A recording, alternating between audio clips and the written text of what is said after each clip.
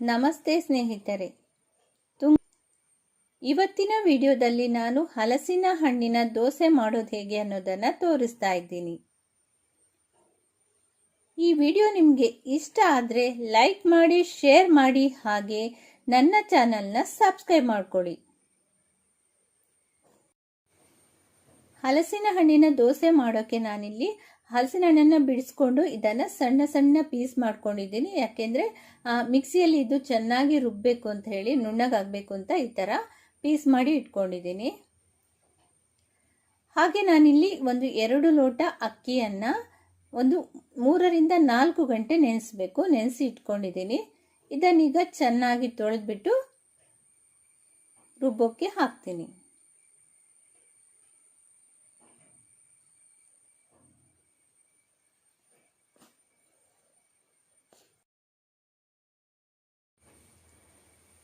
ಈ ಹಲಸಿನ ಹಣ್ಣಿನ ದೋಸೆ ಮಾಡೋಕ್ಕೆ ಅಕ್ಕಿ ಮತ್ತು ಹಲಸಿನ ಹಣ್ಣನ್ನು ಒಟ್ಟಿಗೆ ರುಬ್ಬಬೇಕು.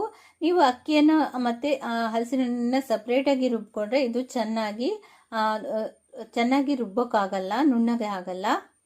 ಹಾಗಾಗಿ ನೀವು ಒಂದು ಮುಷ್ಟಿ ಹಲಸಿನ ಹಣ್ಣನ್ನು ತಗೊಂಡ್ರೆ 1 ಮುಷ್ಟಿ ಅಕ್ಕಿಯನ್ನು ಹಾಕಬೇಕು. ಅಂದರೆ ಈಗ ನೀವು 2 ಕಪ್ಪು ಹಲಸಿನ ಹಣ್ಣಿನ ತೊಳೆಯನ್ನು ಬಿಡಿಸ್ಕೊಂಡಿದ್ದೀರಾ ಅಂದರೆ, ಸಣ್ಣ ಸಣ್ಣ ಹೆಚ್ಚಿ ಇಟ್ಕೊಂಡಿದ್ದೀರಾ ಅಂದರೆ 2 ಕಪ್ಪು ಆಗುವಷ್ಟು ಅಕ್ಕಿಯನ್ನು ತಗೋಬೇಕು.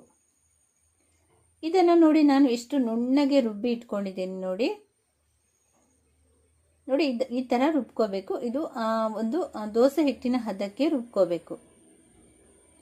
ಇನ್ನೂ ಸ್ವಲ್ಪ ನೀರು ಬೇಕಾದರೆ ನೀವು ಸೇರಿಸ್ಕೋಬೋದು.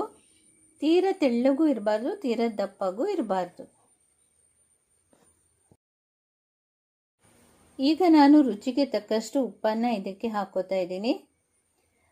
ನಾನು ಈ ಹಿಟ್ಟನ್ನು ರುಬ್ಬಬೇಕಾದ್ರೆ ಹಲಸಿನ ಹಣ್ಣು ಮತ್ತು ಅಕ್ಕಿ ನೆನೆಸಿದ್ದೀನಲ್ಲ ಅದನ್ನು ಮಾತ್ರ ಹಾಕ್ಕೊಂಡಿರೋದು, ಬೇರೆ ಏನೂ ಹಾಕಿಲ್ಲ. ಕೆಲವರು ಹಲಸಿನ ಹಣ್ಣು ಸಿಹಿ ಇಲ್ಲ ಅಂದರೆ ಬೆಲ್ಲ ಹಾಕ್ತಾರೆ, ಇಲ್ಲ ತೆಂಗಿನ ತುರಿಯನ್ನು ಹಾಕಿ ರುಬ್ತಾರೆ. ಆದರೆ ಅವೆರಡನ್ನು ಹಾಕಿದರೆ ಹಲಸಿನ ಹಣ್ಣಿನ ದೋಸೆ ಗರಿ ಗರಿ ಆಗಲ್ಲ. ಹಾಗಾಗಿ ನಾನು ಏನನ್ನೂ ಹಾಕಿಲ್ಲ. ನೋಡಿ, ಈಗ ದೋಸೆ ಕಾವಲಿ ಬಿಸಿ ಆದಮೇಲೆ ಇದಕ್ಕೆ ನಾನು ಈ ದೋಸೆಯನ್ನು ಹುಯ್ತಾ ಇದ್ದೀನಿ. ನೋಡಿ, ಎಷ್ಟು ತೆಳ್ಳಗೆ ಬೇಕಾದರೂ ನೀವು ಈ ದೋಸೆಯನ್ನು ಮಾಡ್ಕೋಬೋದು.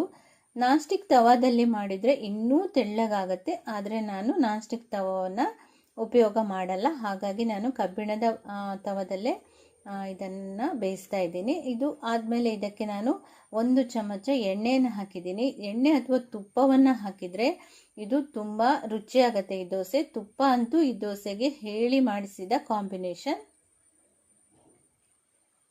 ನೋಡಿ, ಎಷ್ಟು ತೆಳ್ಳಗೆ ಬೇಕಾದರೂ ನೀವು ಈ ದೋಸೆಯನ್ನು ಹುಯ್ಕೋಬೋದು.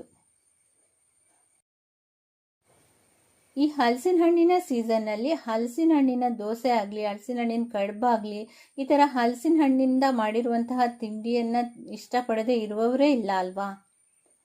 ಅದರಲ್ಲೂ ಈ ದೋಸೆ ಅಂತೂ ತುಂಬ ರುಚಿಯಾಗಿರುತ್ತೆ.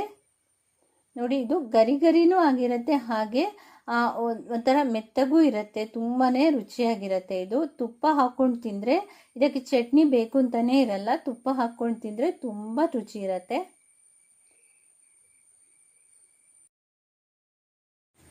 ನೀವು ಹಲಸಿನ ಹಣ್ಣಿನ ದೋಸೆ ಮಾಡುವಾಗ ಅಕ್ಕಿ ಮತ್ತು ಹಲಸಿನ ತೋಳೆ ಎರಡೇ ಹಾಕಿ ಮಾಡಿ ನೋಡಿ, ಅವಾಗ ಎಷ್ಟು ಗರಿ ಗರಿಯಾಗಿ ಹಾಗೆ ರುಚಿಯಾಗಿ ಆಗತ್ತೆ ಅಂತ. ನೀವೆಲ್ಲಾದರೂ ಈ ದೋಸೆ ಹಿಟ್ಟನ್ನು ಮಾಡ್ಕೊಳ್ಳುವಾಗ ಹಲಸಿನ ತೊಳೆಯನ್ನು ಜಾಸ್ತಿ ಹಾಕಿಬಿಟ್ಟು ಅಕ್ಕಿಯನ್ನು ಕಡಿಮೆ ಹಾಕಿದರೆ ಇದು ಕಾವಲಿಯಿಂದ ಏಳೋದಿಲ್ಲ. ಹಾಗಾಗಿ ಹಲಸಿನ ಹಣ್ಣು ಮತ್ತು ಏನು ಈ ಅಕ್ಕಿ ನೆನೆಸಿಟ್ಟಿದ್ದೀರೋ ಎರಡನ್ನೂ ಸಮ ಪ್ರಮಾಣದಲ್ಲಿ ಹಾಕಿದರೆ ಇದು ದೋಸೆ ಚೆನ್ನಾಗಿ ಗರಿಗರಿ ಆಗುತ್ತೆ, ಹಾಗೆ ಕಾವಲಿಯಿಂದ ಸುಲಭವಾಗಿ ಏಳುತ್ತೆ. ನೋಡಿ, ಇದು ಎಷ್ಟು ಚೆನ್ನಾಗಾಗಿದೆ, ಕಲರು ಚೆನ್ನಾಗಾಗಿದೆ, ಹಾಗೆ ಇದರ ರುಚಿಯೂ ಅಷ್ಟೇ ತುಂಬಾ ಚೆನ್ನಾಗಿರುತ್ತೆ. ನೋಡಿದ್ರಲ್ಲ ಫ್ರೆಂಡ್ಸ್, ನಾನು ಎಷ್ಟು ಸುಲಭವಾಗಿ ಹಲಸಿನ ಹಣ್ಣಿನ ದೋಸೆ ಮಾಡಿದೆ ಅಂತ. ಈ ವಿಡಿಯೋ ನಿಮಗೆ ಇಷ್ಟ ಆಗಿದ್ರೆ ಲೈಕ್ ಮಾಡಿ, ಶೇರ್ ಮಾಡಿ, ಹಾಗೆ ನನ್ನ ಚಾನಲ್ನ ಸಬ್ಸ್ಕ್ರೈಬ್ ಮಾಡಿ. ಚಾನಲ್ನ ಸಬ್ಸ್ಕ್ರೈಬ್ ಮಾಡ್ಕೊಂಡಾದ್ಮೇಲೆ ಪಕ್ಕದಲ್ಲಿರುವ ಬೆಲ್ ಐಕಾನನ್ನು ಪ್ರೆಸ್ ಮಾಡಿ. ವಿಡಿಯೋ ನೋಡಿದ್ದಕ್ಕೆ ಧನ್ಯವಾದಗಳು. ಇನ್ನೊಂದು ವಿಡಿಯೋದೊಂದಿಗೆ ಮತ್ತೆ ಬರ್ತೀನಿ. ಹೀಗೆ ಸಪೋರ್ಟ್ ಮಾಡ್ತಾ ಇರಿ. Thank you.